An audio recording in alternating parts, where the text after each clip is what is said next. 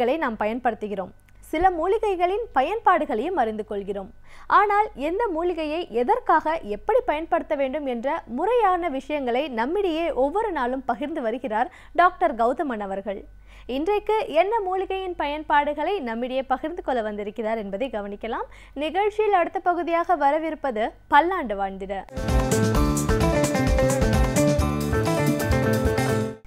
அன்பான கலைஞர் தொலைக்காட்சி நேயர்களுக்கு என்னுடைய இனிமையான காலை வணக்கங்கள்.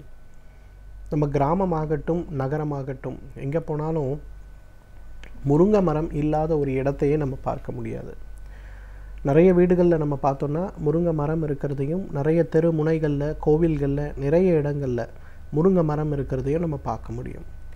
இன்றைக்கு எல்லாருமே நம்ம நினச்சிட்ருக்கோம் முருங்கை கீரை அப்படிங்கிறது ஏதோ நம்ம சுவைக்காக சாப்பிடுகின்ற ஒரு பொருள், அதில் அதிகமான சத்துக்கள் கிடையாது அப்படிங்கிற மாதிரி ஒரு எண்ணம் நிறைய பேருக்கு இருக்கிறத நம்ம பார்க்குறோம்.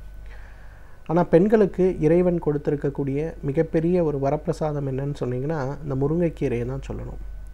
இன்றைக்கு நிறைய பெண்கள் பார்த்திங்கன்னா தைராய்டு சம்பந்தப்பட்ட நோய்களுடைய பாதிப்பு, மாத விலக்கு சம்பந்தப்பட்ட கோளாறுகள், அதே போல் நிறைய பேருக்கு அதிகமான உடல் பருமன் சம்பந்தப்பட்ட கோளாறுகள், ஹார்மோனல் இம்பேலன்ஸ்ன்னு சொல்லுகின்ற மெனோபாஸ் சம்பந்தப்பட்ட கோளாறுகள், மெனோபாஸுக்கு பிறகு ஏற்படுகின்ற கோளாறுகள், அதிகப்படியான உதிரப்போக்கு சம்பந்தப்பட்ட கோளாறுகள், இந்த மாதிரி நிறைய பிரச்சனைகளால் நிறைய பெண்கள் பாதிப்படைந்திருக்கிறத நம்ம பார்க்குறோம்.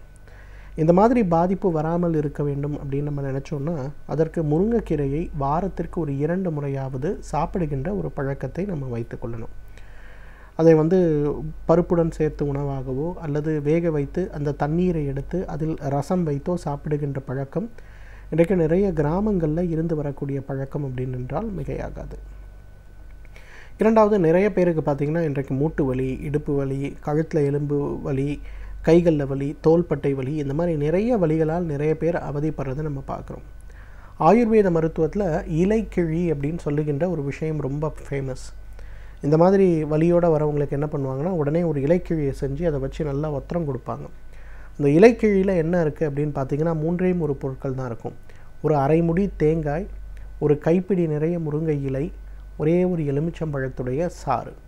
இந்த 3ஐயும் கொஞ்சம் எண்ணெய் சேர்த்து நல்லா வதக்கிட்டு அதை அப்படியே ஒரு மூட்டை மாதிரி செஞ்சுட்டு அந்த மூட்டையை நல்லா ஒரு துணியை வச்சு கட்டி ஒரு தோசைக்கல்லில் வச்சு சூடு பண்ணி வலி இருக்க இடத்துலலாம் கொஞ்சம் நல்லெண்ணெயை தடவிட்டு அந்த இடத்துல ஒத்தரம் கொடுத்து பாருங்கள். உங்கள் முட்டு வலி எப்படி குறையுதுன்னே சொல்ல முடியாது, ரொம்ப வேகமாக அந்த மூட்டு வலிகள் குறைந்து போகிறத நம்ம பார்க்க முடியும். இன்றைக்கு நிறைய பெண்களுக்கு பார்த்திங்கன்னா மாத விலக்கு நேரங்களில் அதிகமான உதிரப்போக்கு ஏற்படுகின்ற பிரச்சனை. அதிகமான உதிரப்போக்கு ஏற்படும் போது பெரும்பாலான நேரங்களில் பார்த்திங்கன்னா பெண்கள் அலோபதி மருந்துகளையோ அல்லது ஹார்மோன் மருந்துகளையோ எடுத்துக்கொள்ள வேண்டிய தேவை இன்றைக்கு இருக்கிறத பார்க்குறோம். இந்த மாதிரி ஏற்படுகின்ற அந்த அதிகப்படியான உதிரப்போக்கை குறைக்கக்கூடிய மிக சிறப்பான ஒரு மருந்து எதுன்னு கேட்டிங்கன்னா இந்த முருங்கை மரத்திலிருந்து எடுக்கக்கூடிய அந்த பிசின், பார்ப்பதற்கு சிவப்பு நிறத்திலேயோ கரும்பச்சை நிறத்திலே இருக்கக்கூடிய அந்த பிசின் கொஞ்சோண்டு எடுத்து நல்லா மிக்சியில் போட்டு அரைச்சி தூள் பண்ணிடுங்க. அந்த தூளை ஒரே ஒரு தேக்கரண்டி எடுத்து சிறிதளவு மோரில் கலந்து காலை ஒரு முறை அப்படிங்கிற மாதிரி ஒரு 7 நாட்கள் சாப்பிட்டு பாருங்கள். உங்களுடைய உதிரப்போக்கு உடனே நின்று போகிறத நம்ம பார்க்க முடியும். இந்த உதிரப்போக்கு சம்பந்தப்பட்ட தேவையற்ற அதிகமான உதிரப்போக்கு சம்பந்தப்பட்ட பிரச்சனையை நீக்குவதில் இந்த முருங்கையுடைய பிசின் ஒரு மிகச்சிறந்த மருந்து. அதே போல் நிறைய ஆண்களுக்கு பார்த்திங்கன்னா இன்றைக்கு ஆண்மை குறைவு சம்பந்தப்பட்ட பிரச்சனை, குறிப்பாக ப்ரீமெச்சூர் எஜாக்குலேஷன் சொல்லுவாங்க. உடலுறவு ஆரம்பிக்கும் போதே விந்து உடனே வெளிவரக்கூடிய பிரச்சனை. இந்த ப்ரீமெச்சூர் எஜாக்குலேஷன் சம்பந்தப்பட்ட பிரச்சனையை குணமாக்கக்கூடிய ஒரு மிகச்சிறந்த மருந்து எதுன்னு கேட்டிங்கன்னா முருங்கையோட பிசின் தான். இன்றைக்கு நிறைய பேர் எங்கிட்டே கன்சல்டேஷனுக்கு வரும்போது நான் அங்கே போய் மருந்து சாப்பிட்டேன், இங்கே போய் மருந்து சாப்பிட்டேன், எனக்கு குணமே ஆகலை, எனக்கு உண்மையிலே ரொம்ப பயமாக இருக்குது, சிலர்லாம் எனக்கு தற்கொலை எண்ணங்களே அதிகமாக இருக்குது அப்படின்னு சொல்லி வர ஆண்கள் கூட நிறைய பேர் இருக்காங்க. கடைசியாக நான் என்ன சொல்லுவேன்னா, ஒன்று பண்ணுங்கள், எல்லா மருந்தையும் நிறுத்திடுங்க, முதல்ல முருங்கை பிசின் மட்டும் மருந்து கடைகளில் வாங்கிக்கோங்க. அதை ஒரு 100 கிராம் எடுத்து நல்லா பொடி பண்ணிடுங்க. காலையில் ஒரு ஸ்பூன் வெந்நீரில், திருப்பி ராத்திரி ஒரு ஸ்பூன் வெந்நீரில் ஒரு மாதம் சாப்பிடுங்க. எப்படி இருக்குன்னு சொல்லுங்கள் அப்படின்னா நிறைய பேர் சொல்லியிருக்காங்க. ஆயிரக்கணக்கில் மருந்துகளுக்கு செலவு பண்ணி விந்து வெளிவருவதை கட்டுப்படுத்த முடியாத ஒரு பிரச்சனை இருந்தாலும் கூட வெறும் 1 மாத காலத்திலேயே இந்த முருங்கை பிசினை சாப்பிடும்போது எனக்கு அந்த பிரச்சனை 50% வரலும் குறைஞ்சிருச்சுன்னு சொல்லக்கூடிய நிறைய ஆண்கள் இருக்காங்க. ஸோ ஆண்களுக்கு ஏற்படுகின்ற இது சம்பந்தப்பட்ட பிரச்சனையை குணமாக்குவதற்கு, குறைப்பதற்கு இந்த முருங்கை பிசின் ஒரு மிகச்சிறந்த மருந்து. முருங்கை விதை நம்ம எல்லாருக்குமே தெரியும், கருப்பு கலரில் பார்ப்பதற்கு அழகாக இருக்கும். நிறைய மருந்துக்கு பயன்படுத்துகின்ற, உணவுக்கு பயன்படுத்துகின்ற ஒரு மிகச்சிறந்த பொருள். இந்த முருங்கை விதையிலிருந்து எடுக்க கிட்டத்தட்ட பார்த்திங்கன்னா 30 வகையான ஆன்டி ஆக்சிடென்ட் இருக்கிறத கண்டுபிடிச்சிருக்காங்க. இன்றைக்கு அமெரிக்காவில் இருக்கக்கூடிய ஒரு பெரிய மருத்துவ பல்கலைக்கழகம் என்ன பண்ணியிருக்காங்கன்னா, இந்த முருங்கை விதையிலிருந்து குறிப்பிட்ட வகை ஆல்கலாய்ட்ஸை எடுத்து அதை நேரடியாக உடலுக்குள் செலுத்தும் போது ரொமட்டாய்டு ஆர்த்ரைட்டிஸ் சம்பந்தப்பட்ட பிரச்சனைகளும் அதே போல் ஆர்த்ரைட்டிஸ் சம்பந்தப்பட்ட பிரச்சனைகளும் எவ்வாறு குணமாகின்றன அப்படின்னு சொல்லி கண்டுபிடிக்கிறதுக்கு முயற்சி பண்ணிகிட்ருக்காங்க. அந்தளவுக்கு பார்த்திங்கன்னா மிகப்பெரிய அளவில் மூட்டு வலிகளை குணப்படுத்தக்கூடிய சக்தி முருங்கை விதைக்கு உண்டு.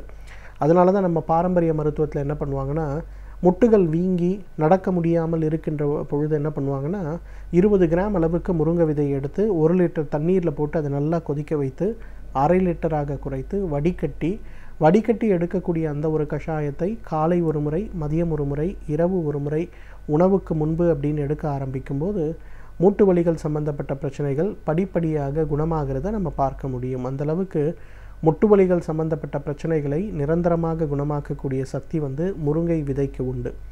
அதே போல் முருங்கை விதையுடைய இன்னொரு மிகப்பெரிய குணம் என்னன்னு பார்த்தீங்கன்னா, தண்ணீரை சுத்தப்படுத்துகின்ற மிகச்சிறந்த மருந்துன்னு சொல்லுவோம்.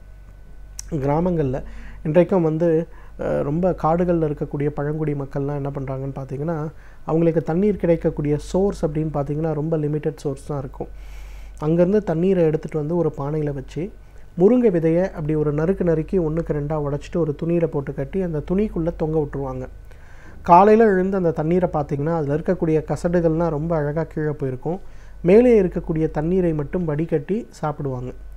நான் NIFன்னு சொல்லக்கூடிய நேஷ்னல் இனோவேஷன் ஃபவுண்டேஷனில் ஒரு கன்சல்டண்ட்டாக இருக்கும்போது இது உண்மையிலே தண்ணீரை சுத்தப்படுத்துகிறதா அப்படிங்கிற ஒரு சந்தேகம் நிறைய ஏற்பட்டது. அப்போ என்ன பண்ணோன்னா, ஒரு மினி வாட்டர் டெஸ்டிங் லேபோட அந்த கிராமத்திற்கு போயிட்டு அவங்க அந்த மாதிரி வச்சுருக்கக்கூடிய தண்ணீரை எடுத்து அந்த தண்ணீரை சுத்தப்படுத்துகின்ற அளவு முறைகள் எப்படி இருக்குது அப்படின்னு சொல்லி பார்த்து, சுத்தப்படுத்துவதற்கு முன்பு தண்ணீரில் இருக்கக்கூடிய ஒரு அளவு முறை, சுத்தப்படுத்திய பிறகு ஒரு 12 மணி நேரத்துக்கு பிறகு இருக்கக்கூடிய அளவு முறைன்னு பார்க்கும்போது அபரிதமான முறையில், அதாவது இன்றைக்கு RO பிளான்ட்டெல்லாம் போட்டு கூட உங்களுக்கு தண்ணீரில் மிகப்பெரிய அளவில் பாக்டீரியா வைரஸை சுத்தப்படுத்த முடியுமான்னு தெரியாது. ஆனால் இந்த முருங்கை விதையை பொடி செய்து துணியில் கட்டி வைத்திருக்கக்கூடிய தண்ணீரை பார்த்திங்கன்னா மிகப்பெரிய அளவில் அந்த தண்ணீர் சுத்தமடைந்ததை பார்க்க முடிஞ்சது. எனவே நேயர்களே, இந்த முருங்கை மரத்தை பொறுத்தவரையிலும் பார்த்திங்கன்னா நம்ம உடலில் ஏற்படுகின்ற பெரும்பாலான பிரச்சனைகளை நீக்கக்கூடிய ஒரு மிகச்சிறந்த மருந்து, தடுக்கக்கூடிய ஒரு மிகச்சிறந்த மருந்துன்னு கூட சொல்லலாம். அதனால தான் கிராமங்களில் பார்த்திங்கன்னா வேப்பை மரமும் முருங்கை மரமும் வீட்டிலேயே இருக்கக்கூடிய மிகப்பெரிய ஒரு சொத்தாக இருந்தது. இன்றைக்கு நகர வாழ்க்கைன்னு நம்ம வரும்போது நம்ம இழந்தது நம்மளுடைய ஆரோக்கியத்தை மட்டுமல்ல, ஆரோக்கியத்தை நமக்கு தரக்கூடிய இந்த மரத்தையும் தான் இழந்து விட்டோம். எனவே முருங்கைக்கீரையை ஒரு உணவாக, முருங்கையிலிருந்து கிடைக்கக்கூடிய மற்ற பொருட்களை தகுந்த மருத்துவ ஆலோசனையின் பேரில் சரியான முறையில் பயன்படுத்தி வந்தோமேயானால் நம்மாலும் பல்லாண்டு காலம் ஆரோக்கியமாக வாழ்ந்திட முடியும். சமூகத்தில் பல நிகழ்வுகள் நடக்கும் பொழுது எந்த நிகழ்வுக்கு நம்முடைய பங்களிப்பை கொடுக்க வேண்டும், எந்த நிகழ்வுகளை நாம் எதிர்க்க வேண்டும் என்பதை பற்றி ஒவ்வொரு நாளும் நம்மிடையே பேசி வருகிறார் எழுத்தாளர் மனுஷபுத்திரன் அவர்கள். இன்றைக்கு என்ன சமூக பிரச்சனையை நம் கண்முன் கொண்டு வந்திருக்கிறார் என்பதை கவனிக்கலாம். நிகழ்ச்சியில் அடுத்த பகுதியாக வரவிருப்பது தீதும் நன்றும்.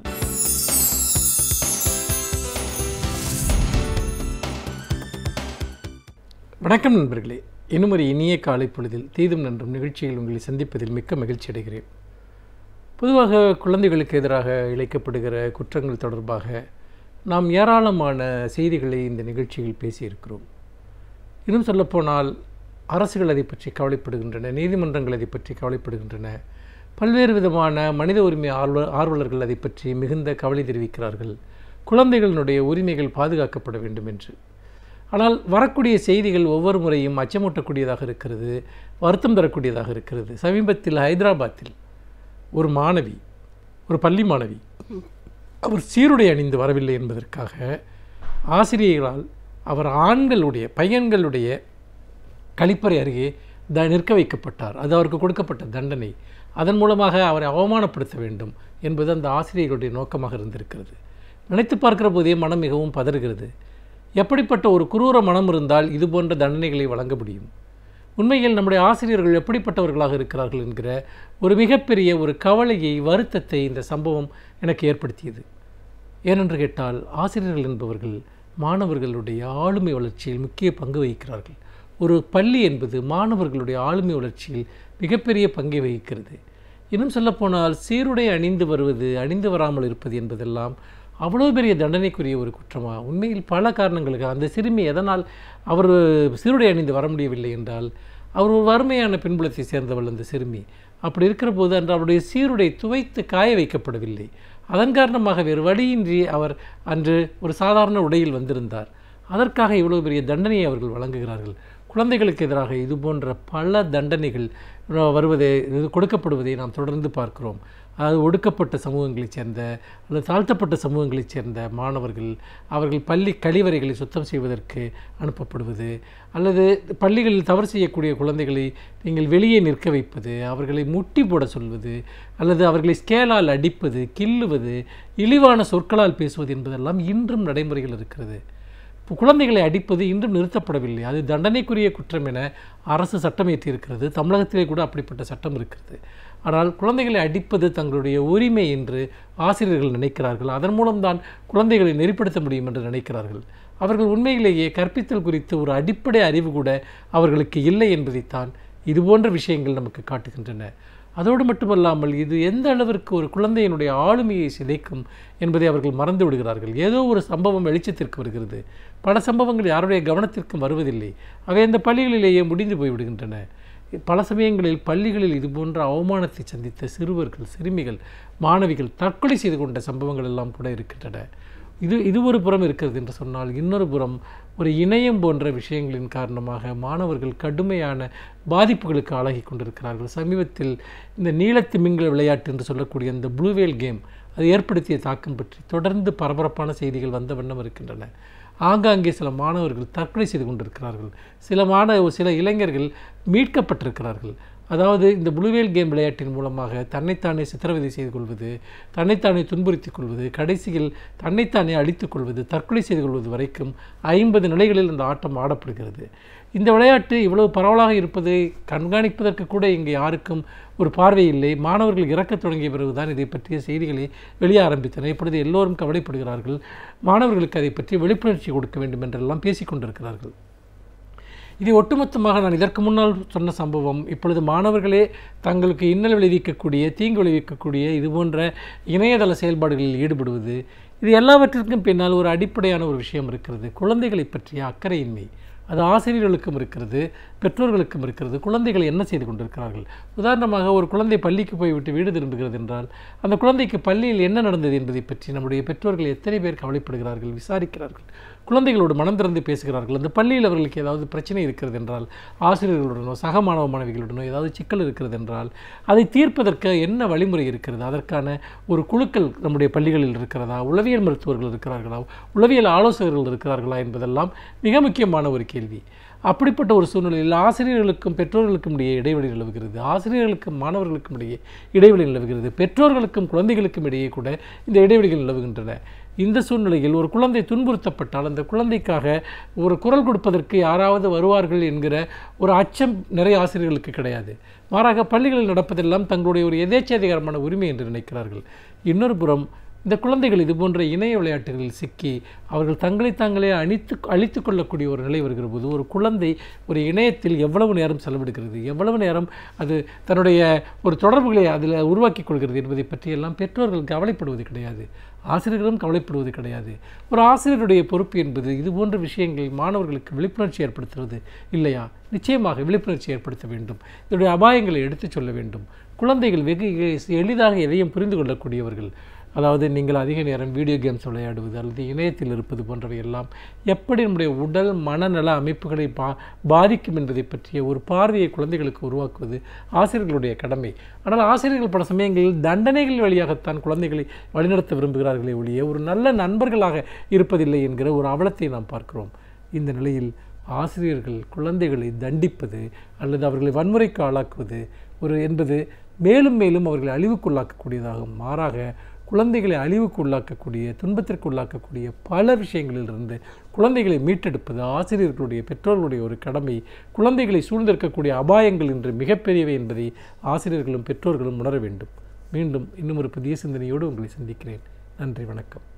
ஒரு துறையை பற்றி முழுமையாக நாம் அறிந்து கொள்ள வேண்டும் என்றால் அந்த துறையை சேர்ந்த வல்லுநர்கள் அவர்களின் அனுபவங்களை நம்மோடு பகிர்ந்து கொள்ளும் பொழுதே முழுமையாக அனைத்து விஷயங்களையும் நாம் அறிந்து கொள்ள முடிகிறது. அந்த வகையில் இன்றைக்கு நாம் சந்திக்கவிருக்கும் சிறப்பு விருந்தினர் எந்த துறையிலிருந்து வந்து என்ன பயனுள்ள தகவல்களை நம்மிடையே பகிர்ந்து கொள்ள இருக்கிறார் என்பதை கவனிக்கலாம். நிகழ்ச்சியில் அடுத்த பகுதியாக வரவிருப்பது சிறப்பு விருந்தினர்.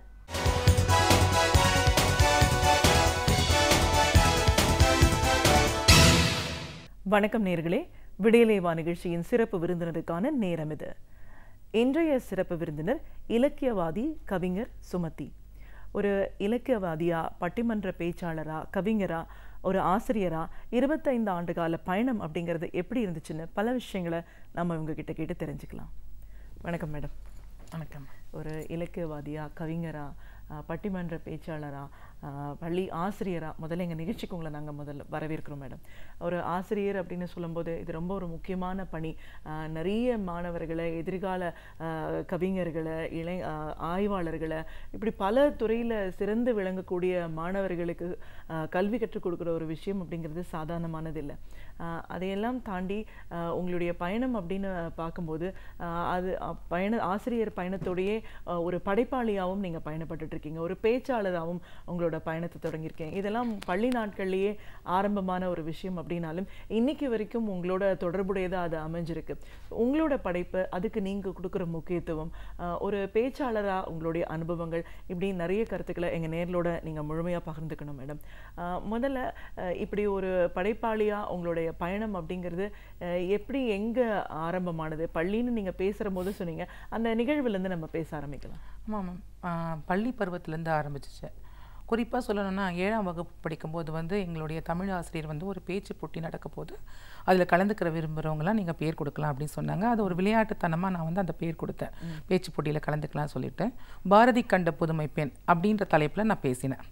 அந்த பேச்சு போட்டியில் பேசினவங்க நிறைய பேர் பேசினாங்க. எல்லாரும் என்னோடய பேச்சை கேட்டு ரொம்ப நல்லா இருக்குன்னு சொன்னாங்க. முதல் பரிசும் எனக்கு கிடச்சிது.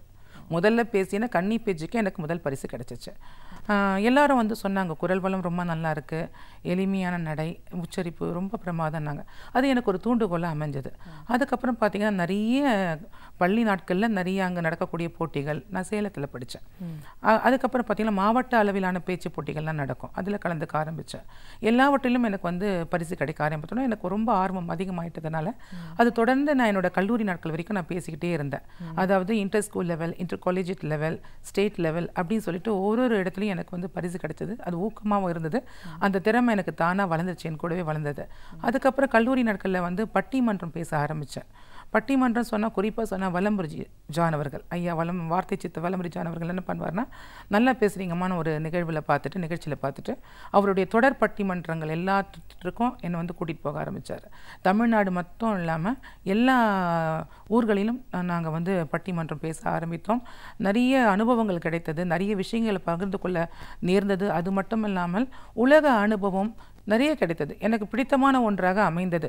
பார்க்கும் இடத்துலலாம் பேசும்போது எல்லோரும் வந்து ரொம்ப நல்லா பேசுகிறீங்க அப்படின்னு சொல்லும்போது அது வந்து ரொம்ப ஒரு என்ன சொல்கிறதுனா ஒரு என்கரேஜ்மெண்ட்டாக இருந்தது. அதெல்லாம் நான் நிறைய பேச ஆரம்பித்தேன். தொடர்ந்து வந்து என்னோடய ஆசிரியை பயணமும் ஆரம்பிக்கப்படுது. ஏன்னா நம்ம வந்து பள்ளி படிப்பு முடிந்து, கல்லூரி படிப்பு முடிந்து, அதுக்கப்புறமா வந்து ஒரு ப்ரொஃபஷன் அப்படி எடுக்கும்போது ஆசிரியர் பயணம். ஆசிரியன்றதுனால அந்த ஆசிரியரையும் பார்த்திங்கனாக்கா நிறைய பேச வேண்டியிருக்கும். அதாவது வகுப்பறையில் பேசுகிறோம், அந்த பேச்சுக்கும் இது வந்து ரொம்ப வழிகாட்டியாக இருந்தது. நம்ம வந்து நிறைய பொது விஷயங்கள்லாம் தெரிஞ்சுப்போம். அந்த விஷயங்களை வந்து நம்ம மாணவர்களோட வந்து ஷேர் பண்ணிப்போம். அதுவும் ரொம்ப இனிமையாக இருந்ததுனால என்னுடைய இந்த பயணம் வந்து ரொம்ப சுவையானதாகவும் இனிமையானதாகவும் அமைந்து கொண்டு இருக்கிறது இந்த 25 வருட வாழ்க்கையில். நிச்சயமா மேடம், நமக்கு பிடிச்ச விஷயங்களையே நம்மளுடைய ஒரு ப்ரொஃபஷனாக எடுக்கும்போது அது இன்னும் அழகாகி நம்மளோட தொடர்ந்து வரதுக்கான வாய்ப்புகள் அதிகம் சொல்லலாம். கண்டிப்பாக. கவிதை அப்படின்னு சொல்லும்போது நீங்கள் படிக்கிற நாட்களில் ஒரு பேச்சாளராக உருவாயிருக்கீங்க, ஒரு ஆசிரியராக உங்களோட பயணம் அப்படின்னும் போது உங்களோட முதல் கவிதை படைப்பு அப்படிங்கிறது எப்படி? நான் வந்து ஆரம்ப கட்டத்தில் வந்து பேச்சாளராக இருந்தேன்னா வந்து கவியரங்கம் அப்படின்ற ஒரு நிகழ்வுக்கு கலந்துக்க ஆரம்பித்தேன். நிறைய கவியரங்கங்களுக்கு கூப்பிட ஆரம்பித்தப்போ அந்த கவியரங்கங்களுக்கு போகும்போது என்னோட உந்துதல் எப்படி இருக்குன்னா, நம்ம எழுதுகிற கவிதை தான் முதற் கவிதையாக தேர்ந்தெடுக்கப்படணும். அதற்கு எந்த அளவுக்கு கருத்துக்களை சேகரிக்க வேண்டும், எந்த அளவுக்கு வார்த்தை ஜாலங்களை செய்ய வேண்டும் என்றெல்லாம் யோசிப்பேன். அது எனக்கு ஒரு தனிப்பட்ட ஆர்வம். அப்படி நான் வந்து கடுமையாக அதுக்கு உழைப்பேன். உழைத்த பின் பார்த்தீங்கன்னா அந்த கவியரங்கத்தில் வந்து வெளியில் வரும்போது ஒன்று அந்த கவிதை போட்டியாக இருந்தால் முதல் பரிசு எனக்கு தான், அதில் எந்த ஒரு சந்தேகமும் கிடையாது. இல்லை ஒரு பொதுவான ஒரு கவியரங்கமாக இருந்தால் அத்தனை பேரும் சொல்வார்கள், உங்களுடைய கவிதைகள் மட்டுமல்ல நீங்கள் கொடுத்த விதம், அதாவது ப்ரெசன்டேஷன் மிக நன்றாக இருந்தது, அதிலிருந்த கருத்துக்கள் நன்றாக இருந்தது என்று சொல்வார்கள். அதை தவிர இன்னும் குறிப்பாக சொல்ல பெரிய அறிஞர்கள் எல்லாம் வந்து பாராட்டி இருக்கிறார்கள். மிகப்பெரிய அறிஞர்கள் கவிஞர் சுரதா அவர்கள் போன்றவரெல்லாம் வந்து ரொம்ப அருமையாக இருந்ததுமா என்று அவர்களெல்லாம் சொல்லும்போது ரொம்ப சந்தோஷமாக இருக்கும்.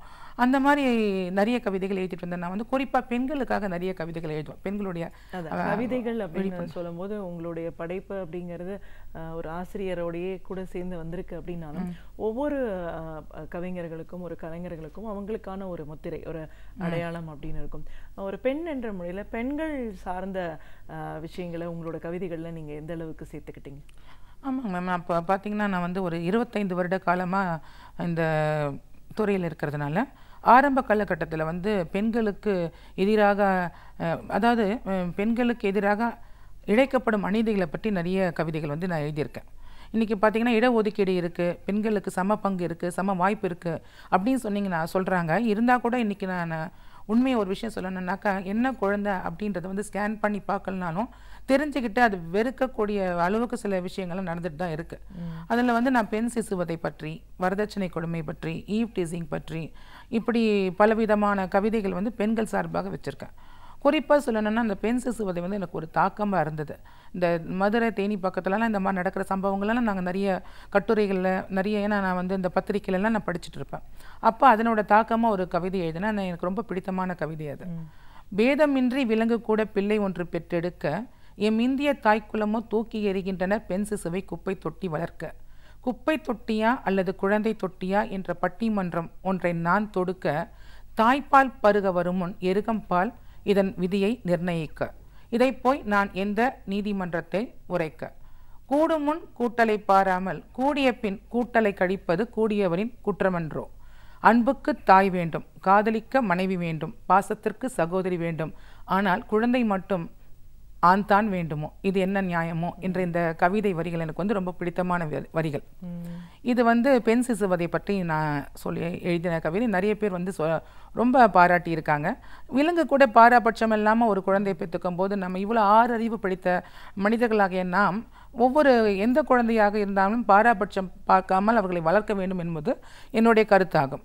அது மட்டும் இல்லாமல் பெண் சுதந்திரத்தை பற்றியும் நான் நிறைய எழுதியிருக்கேன். பெண் சுதந்திரம் அப்படின்னு பார்த்தாக்கா, ஒரு தாய் வந்து தன் குழந்தையை வளர்க்கும் போது கண்டிப்பாக வளர்க்க வேண்டும். அதோடு அவளுக்கு என்ன தேவை என்பதை அறிந்து சுதந்திரத்தை அவளுக்கு கொடுக்க வேண்டும். இன்றைக்கி பார்த்தீங்கன்னாக்கா ஒரு சின்ன கவிதை அதை பற்றி. பெண் சுதந்திரம் என்று மேடையில் பெண் ஒருத்தி பேசினாள். திரும்பி பார்த்தால் அவள் ஆடையில் பாதிக்கு மேல் சுதந்திரம். இதுவா சுதந்திரம்? இதுவல்ல சுதந்திரம்.